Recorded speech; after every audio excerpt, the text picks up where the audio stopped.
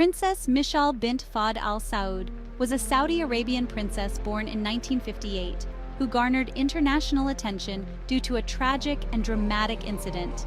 Here's a brief overview of her life and the circumstances surrounding her story. Before we begin, let me tell you about Princess Mishaal. She was born in 1958 and lived until July 15, 1977. Princess Mishaal was a member of the House of Saud who was executed by shooting for committing adultery in 1977 at the age of 19. She was a daughter of Prince Fahd bin Muhammad and a granddaughter of Prince Muhammad bin Abdulaziz, a son of King Abdulaziz of Saudi Arabia, and the older and only full brother of King Khalid. She obviously had a very strong personality and took considerable risks, but palace life was, as described by Rosemary Busho, who was working out there as a nanny for the baby cousin of Mishaal, as an idle place where a lot of time was wasted. It wasn't a very inspiring environment. Princess Mishaal's family sent her, at her own request, to Beirut, Lebanon to attend school. While there, she fell in love with a man, Khaled al-Shair Muhalhal, the nephew of Ali Hassan al-Shair, the Saudi ambassador in Lebanon, and they began an affair. Upon their return to Saudi Arabia, it emerged that they had conspired to meet alone on several occasions, and a charge of adultery was brought against them. In some occasions, she attempted to fake her own drowning and was caught trying to escape from Saudi Arabia with Khalid. Although the princess was disguised as a man, she was recognized by a passport examiner at Jeddah airport. She was subsequently returned to her family. Under the Sharia law current in Saudi Arabia, a person can be convicted of adultery only by the testimony of 4 adult male witnesses to the act of sexual penetration, or by their own admission of guilt, stating 4 times in court, "I have committed adultery." Her family urged her not to confess, but instead merely to promise never to see her lover again. As per her family, not to tell the truth, for I, even the king, cannot save you. On her return to the courtroom, she repeated her confession.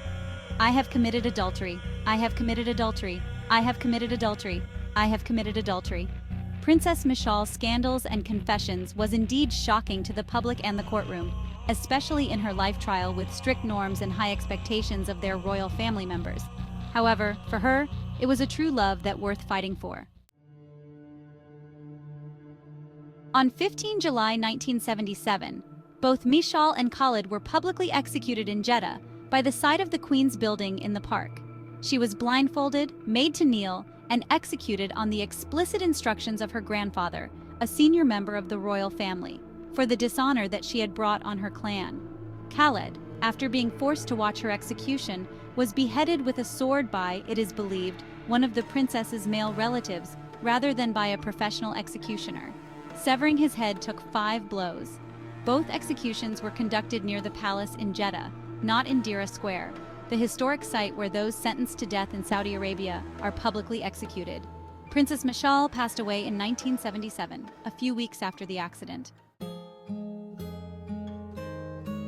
Her death was a significant blow to her family and drew attention due to her status and the dramatic circumstances of the incident. Princess Mishaal's story, though marked by tragedy, is remembered within the context of the Saudi royal family's history. Her death had a profound impact on her family and drew public attention both within Saudi Arabia and internationally. Independent film producer Anthony Thomas came to Saudi Arabia and interviewed numerous people about the princess's story. He was met by conflicting stories, which later became the subject matter of a British documentary, Death of a Princess.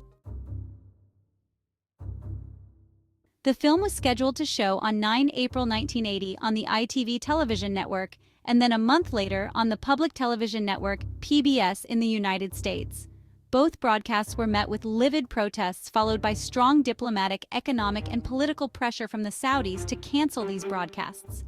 After having failed to get the British broadcast cancelled, King Khalid expelled the British ambassador from Saudi Arabia. In May 1980, attention then shifted to PBS, where their officials endured a month of mounting pressure from corporations and politicians. A major PBS sponsor, the Mobil Oil Corporation, took out a full-page ad in the New York Times op-ed page opposing the film and declaring it jeopardized U.S.-Saudi relations. After some stalling, it was eventually broadcast by the PBS program World in most of the U.S. on 12 May 1980, although some PBS stations did not do so.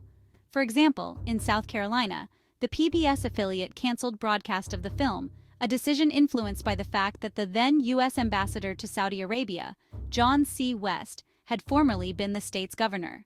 In 2005, PBS aired Death of a Princess on Frontline, the successor to World, to commemorate the 25th anniversary of the original broadcast. King Khalid was said to have offered $11 million to the network to suppress the film. The incident also reflects the challenges and vulnerabilities faced by individuals, regardless of their royal status, and highlights the often unseen personal stories behind public figures. Will you be courageous enough to end your life for the love of your life? Comments below. Don't forget to like and subscribe to my channel for more Fudgy Stories updates.